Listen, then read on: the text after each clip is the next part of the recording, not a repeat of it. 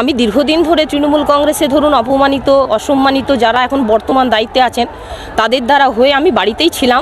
প্রথমেই আমি দাদাকে যখন দলটা দাদা করব বলেন তখনই আমি দাদাকে জিজ্ঞেস করেছিলাম, কারণ আমরা তো হিন্দু কমিউনিটি থেকে ব্রাহ্মণ পরিবার থেকে বিলং করি।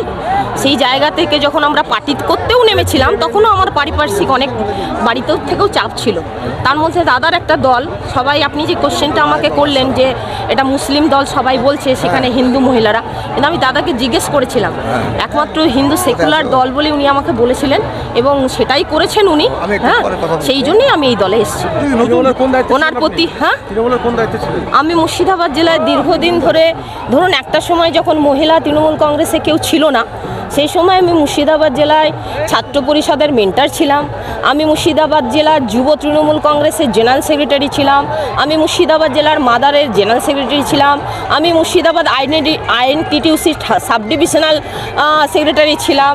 আমি তখন যুবার দায়িত্বে ছিলাম। মানে তখন প্রত্যেকটা কমিটিতে আমাকে রাখা হতো, যে সময় মহিলা খুঁজে পাওয়া যেত না তৃণমূল কংগ্রেসে, সেই সময় থেকে তৃণমূল কংগ্রেসটা করি।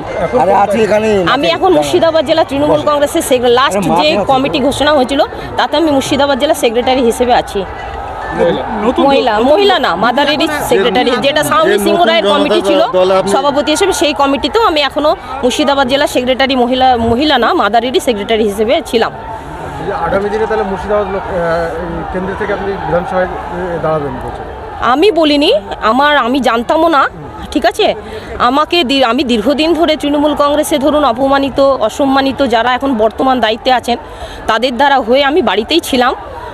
কিন্তু আমাকে হুমায়ুনদা বললেন কি, তুমি তো রাজনীতি ভালোবাসো এবং রাজনীতি তোমার নেশা, এসো না আবার একসঙ্গে সবাই মিলে দলটা করি। আমি তখন বলেছিলাম যে সবাই বলছে মুর্শিদাবাদে আপনার দল মুসলিম দল, কিন্তু উনি বললেন না, আমি সবাইকে নিয়ে দল করব, সবার সাথে। মুর্শিদাবাদবাসী তো শুধুমাত্র মুসলিম নেই, মুর্শিদাবাদবাসী এখানে হিন্দু মুসলিম শিখ ইসাই জৈন সর্বধর্মের মানুষ বাস করেন, সুতরাং সবাইকে নিয়েই আমার দল এবং সবাইকে নিয়েই একসঙ্গে চলবো।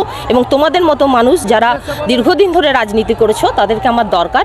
তাই ওনার ডাকে সাড়া দিয়ে আজকে আমি মঞ্চে এসেছিলাম, কিন্তু আমি কখনো জানতাম না যে এই ঘোষণাটা এখানে হবে। আমি জানলাম, এবারে আমাকে আমার মতো করে এবারে প্রিপারেশন নিতে হবে। হ্যাঁ, মুর্শিদাবাদে দেখা যাক না, ময়দানে যখন নেমেছি ফাইট তো করার জন্যই নেমেছি। খুশি না খুশি অখুশির কোনো ব্যাপার নয়, এখানে খুশি নয়, একটা দায়িত্ব